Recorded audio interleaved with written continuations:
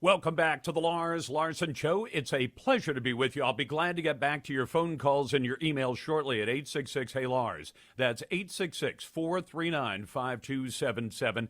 I gave you the latest word on this, that the acting Navy Secretary has now submitted his resignation after he made comments about the captain of the USS Roosevelt, an aircraft carrier, who was fired, removed from his position because of actions that he took in writing a memo about the coronavirus outbreak on board the Roosevelt, and his concern that the Navy was not acting quickly to remove people from the ship so that they could forestall that infection.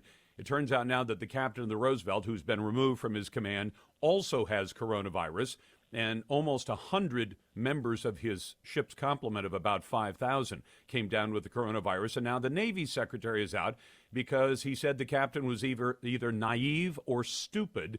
And he's now said that he's sorry for having said that, too naive or too stupid to be a commanding officer.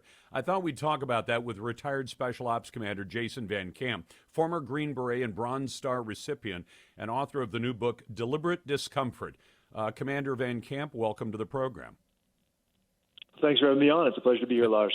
Well, thanks so much for your service to America. This is a tough situation, and I'd like to get your take on it. First of all, the captain was clearly frustrated. He had apparently sent word up his chain of command the official way and said, look, we've got a problem. I think we need to get most of the sailors and other members of the ship's complement off the ship for a period of time to be able to stop this. He wasn't happy with the way the Navy was responding to it. He wrote a memo. He sent the memo out by email to a lot of people, 28 or 30 people. The president's even talked about this. And he went outside his chain of command, and the Navy said that showed poor judgment, so he was removed. And then the Navy Secretary, the acting Navy Secretary, Thomas Modly, said, well, that shows that the man was too naive or too stupid to be a commanding officer. Where do you want to start with all this, Commander? Yeah, no, just call me Jason. That's totally fine. All right, Jason, thank you. It's all good. So, it's complicated, and I think you did a great job of summarizing everything. So let's look at it. So Captain Crozier sent a Department of the Navy memo or request for assistance in response to COVID-19. I read the document. It was about 5 pages, really well said, really well articulated, and he sent it out.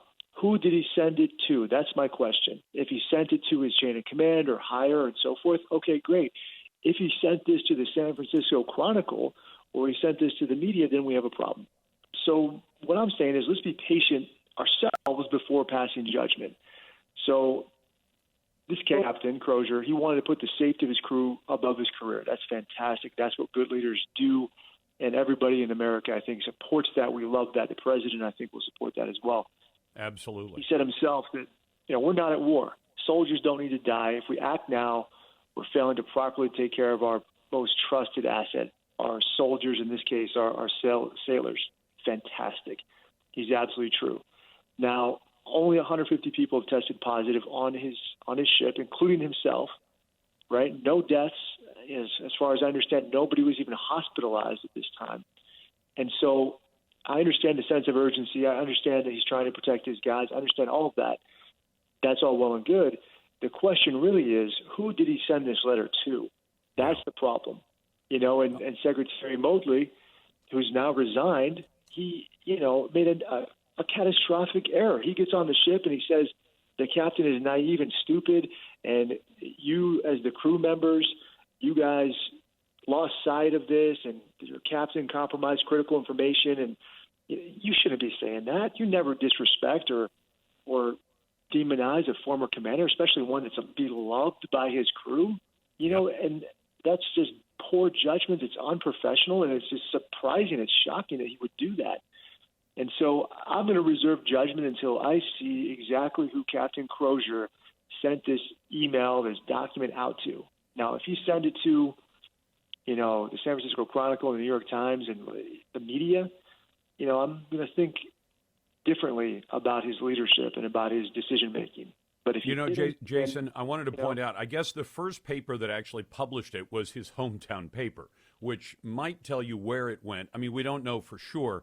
But if you wanted to send a communication to your higher command when you were in special ops, you knew ways to do it that were absolutely secure, right?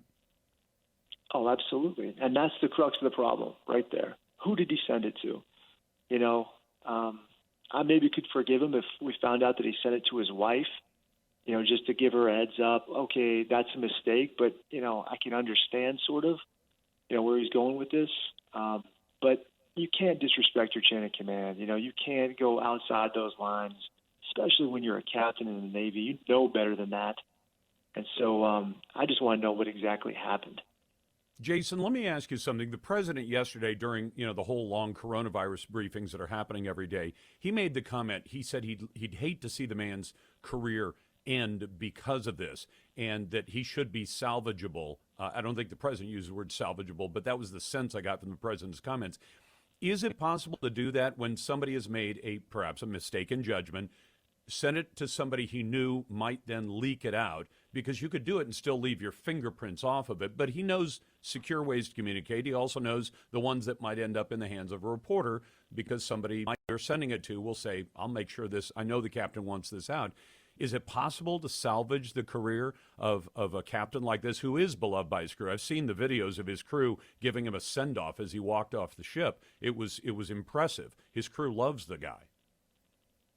Yeah, it was impressive. They're chanting his name. Man, that's love, you know, and that's great leadership right there.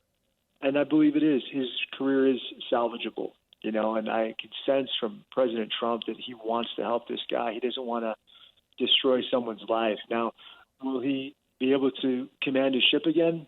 Probably not, you know. Yeah. Is he going to command another ship? Probably not. But he can serve in other areas and add value and serve our country and do a great job, while not losing his career, while still maintaining his, his honor and his retirement and everything else. I think there's a way that we can do that. He can save face. You know, the country can put this behind us and say, you know what, he's a great officer. He made a mistake. Let's move on. Hey, Jason, as a special ops commander, did you ever have men under you or women under you who broke the chain of command and sort of went past you, thought, Commander Van Camp is not doing what he ought to do, and they skipped past you to somebody up the chain somewhere? You know, not very often. And I can't even think of one instance where that happened. However, I think about, you know, I've actually seen it, you know, in my career. And it just angers you when you're in that chain of command and you're like, you know what, I'm doing the best I can. I care about you guys. You know, I'm moving as fast as I can. There's a lot of bureaucracy. There's a lot of red tape. Just be patient. Just stand by. I care about you. We're doing the best we can. And then someone saying, you know what, I don't have the patience for this. I don't think you're doing the best you can. I'm just going to go around you. That just destroys the whole system. You know, when the system breaks down, the unit breaks down, you know, and that's just not the way we do things in the military. No, unit cohesion has to hold together. Everybody's got to have a respect for the people above them and say, okay, if it doesn't work out well, then Commander Van Camp's on the hook for this one. So we accept his leadership and we go through the chain of command. And if you think you have a problem, you go up your chain of command and you take the results. And I bet there were times you were frustrated by the answers you got coming back down. Oh, so many times, especially in combat, when you feel like your guys' lives are on the line and you have to, you know, respect the decision that your commander made. You just got in the military. It's so different. It's so different in the civilian world where you can just say no and you can just quit. You can do whatever you want. But in the military, you know, you have to maintain that discipline. You have to do what your commander needs you and wants you to do, and you. Jason Van Camp is a former Special Ops commander, the author of Deliberate Discomfort, and we're glad to have him on the show. Thank you for your service. You're listening to The Lars Larsen Show.